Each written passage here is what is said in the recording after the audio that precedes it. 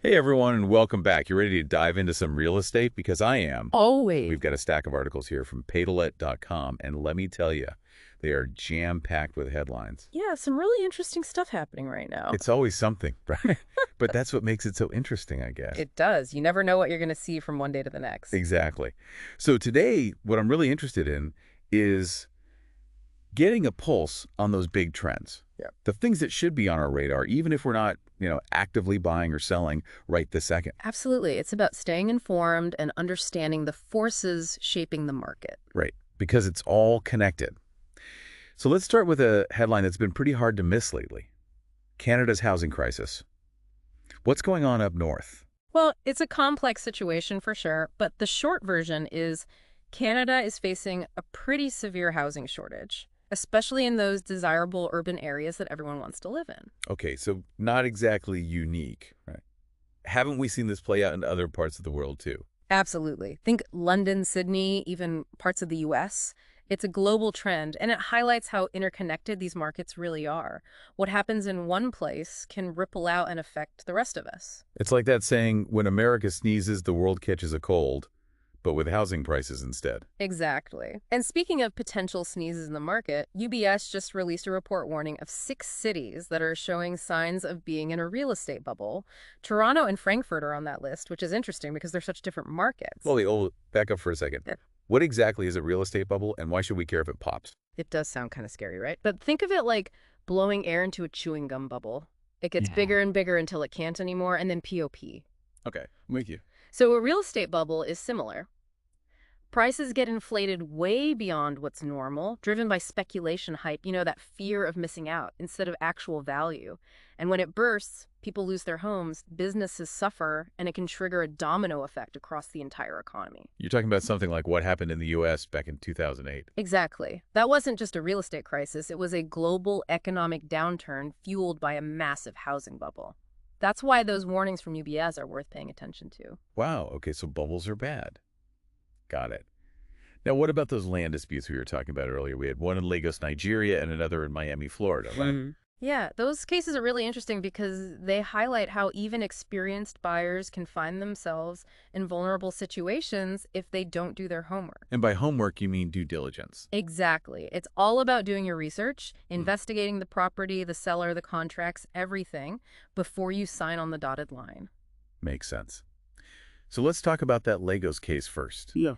It involves Africa's richest man, Aliko Dangote, and a $100 million land deal gone wrong. Yeah, it's a big one.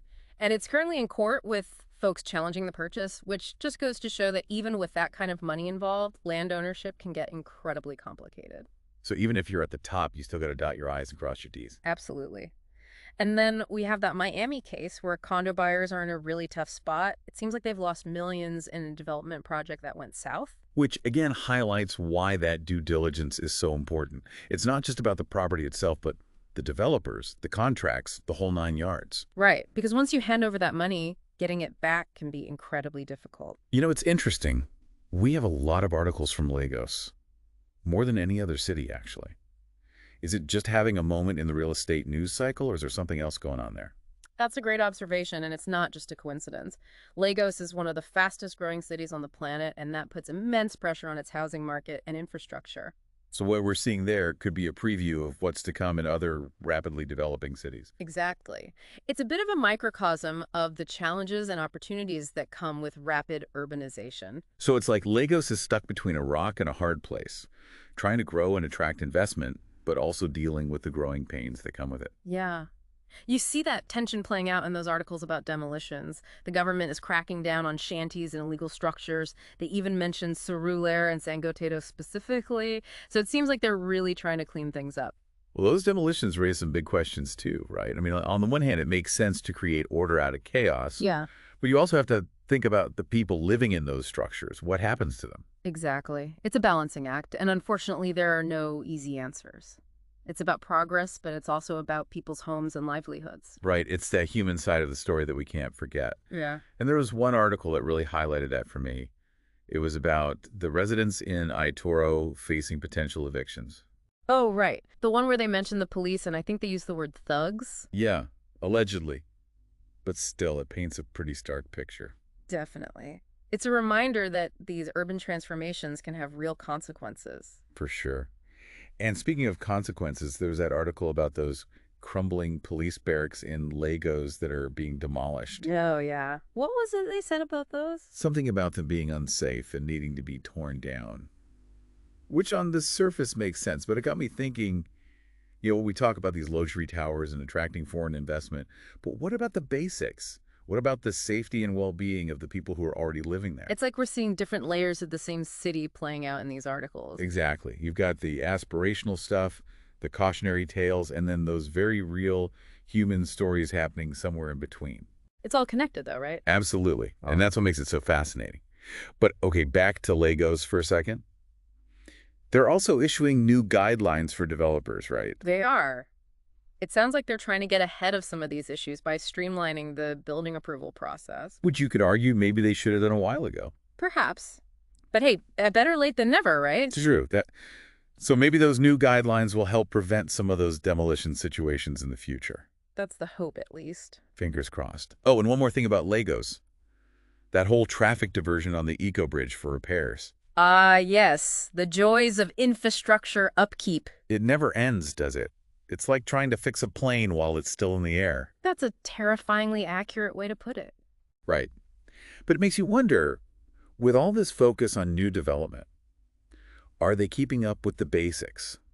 The things that people rely on every single day? It's a valid question, and it's something that all rapidly developing cities need to be mindful of. I mean, it's a lot to take in, right? Bubbles, demolitions, disputes. Is there like a common thread here? Something we can take away from all of these stories? It's funny you should say that, because if I had to pick one word to connect all of these stories, it would be trust. Trust. Yeah, trust. How much do we trust the systems that govern real estate, the governments, the developers, the legal frameworks, even the information we see online? I see what you mean. Yep. Because we're making these huge decisions based on information that might not always be accurate or complete. Right. And that can have serious consequences. Think about those condo buyers in Miami. They probably trusted that everything was above board, that they were making a sound investment. And it didn't quite work out that way for them. Exactly. Right. So it's not about being cynical, but it is about being informed, asking questions, doing your research. Like that due diligence we were talking about earlier. Exactly. That's a prime example. It's about protecting yourself, but it's also about being a more conscious consumer, a more informed citizen. Absolutely. Because at the end of the day, these real estate stories are really stories about us, how we live, how we build our communities, what we value. Well said. So for our listeners out there who are ready to do a little real estate deep dive of their own, where should they go? Paytolet.com is a great resource. That's where we found all these stories. Plus, they have tons of articles on everything from market trends to legal advice. Perfect. And as always, we encourage everyone to keep those critical thinking skills sharp, because knowledge is power, especially in the world of real estate. I couldn't agree more. Well, that about wraps it up for today's deep dive into global real estate. Thanks for joining us, everyone. We'll be back next week with a brand new topic. Until then, happy exploring.